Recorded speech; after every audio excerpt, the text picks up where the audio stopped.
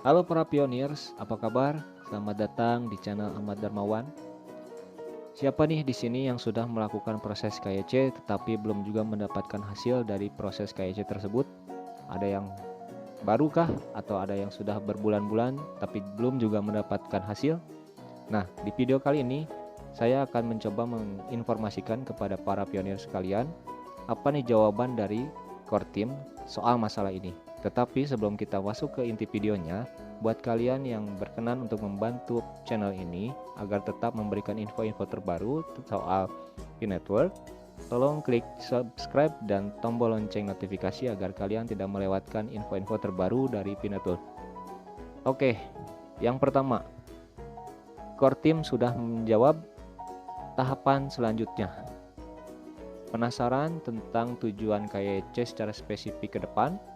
Kami menyediakan daftar yang ringkas atau dirangkum dari hal yang kami kerjakan untuk proses KYC dalam beberapa minggu ke depan. Jadi para pioneers dengan skenario berbeda tahu bagaimana cara mengantisipasi hal tersebut.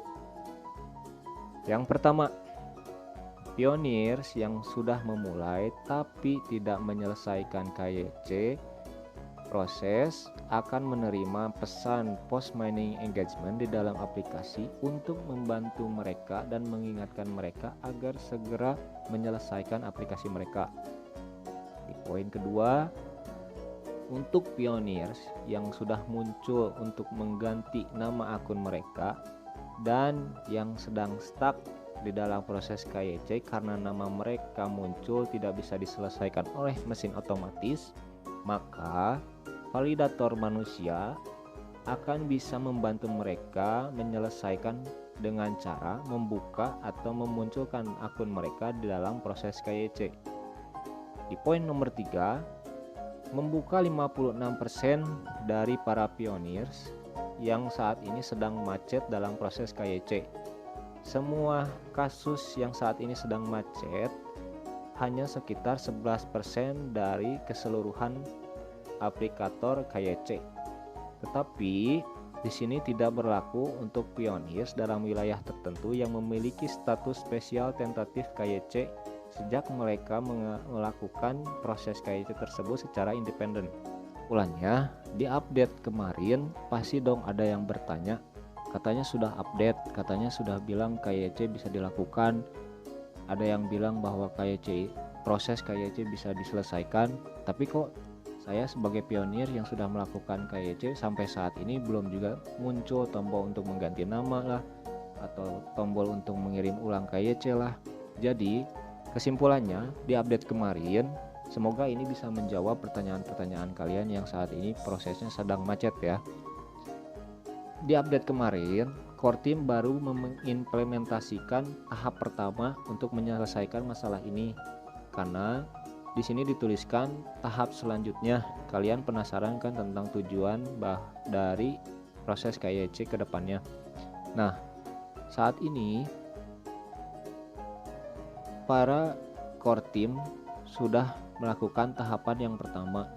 Ternyata selama ini pihak core team diam-diam mendengar apa saja yang dirasakan oleh para pioneers dengan masalah mereka. Mereka tidak mengabaikan kita sama sekali, dan ini pun sebagai tolak ukur bahwa pionir saat ini diperjuangkan oleh para core team. Jadi untuk kalian yang saat ini masih dalam proses KYC ataupun yang belum mendapatkan tombol KYC saat ini, lebih baik tetap semangat, tetap konsisten untuk P-Network dan tetap bersabar, karena banyak belakangan ini kontroversi di P-Network ini. Ada yang berkata bahwa P-Network itu adalah bohong, scam atau penipuan. Ya, itu kembali ke diri masing-masing, karena untuk saya P-Network itu tidak merugikan saya sama sekali. Terlepas itu nanti benar atau tidaknya, karena saya tidak rugi. P-Network tidak mengganggu saya untuk mencari uang. Saya tetap mencari uang di saat saya setiap hari mengklik petir. P-Network tidak mengganggu waktu saya yang tadinya mencari uang dengan bekerja lalu tidak bekerja lagi gara-gara Pi Network lalu saya menyesal, tidak. Itu kembali ke diri masing-masing. Bagi mereka yang tidak menginginkan Pi, ya silahkan kalian tinggalkan. Dan bagi kalian yang tetap percaya pada Pi Network, tetap semangat, tetap sabar, konsisten untuk terus mengklik petir. Jangan sampai kita termakan omongan mentah dari mereka-mereka yang saat ini benci terhadap Pi Network, karena kita belum tahu hasilnya, entah itu benar ataupun tidak.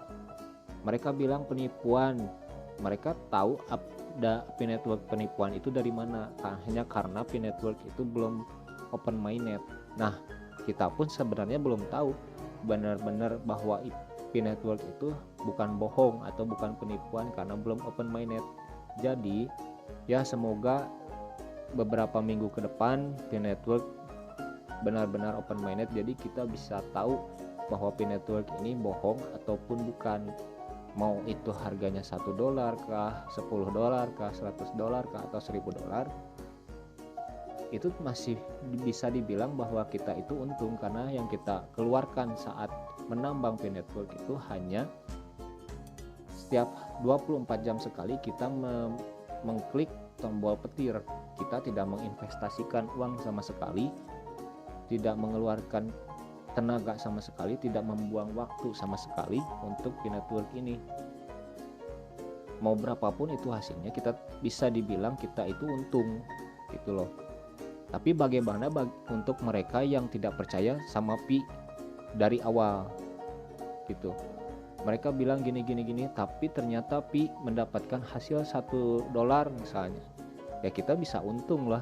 Berapapun hasilnya, ibaratnya $1 sekarang 15.000, ibaratnya yang koin kita 10 koin gitu, jadi 150.000 kita masih untung dong disebutnya, karena yang kita keluarin ini juga paling untuk kuota doang gitu kan, tidak sampai habis 150.000 gitu.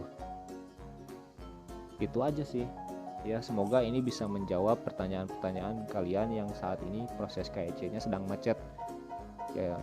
Untuk video kali ini mungkin cukup sekian, dan untuk kalian yang merasa info ini bermanfaat, tolong bantu channel ini dengan mengklik tombol subscribe dan tombol lonceng notifikasinya. Semoga apa yang kita cita-citakan dapat terwujud. Terima kasih semuanya, salam.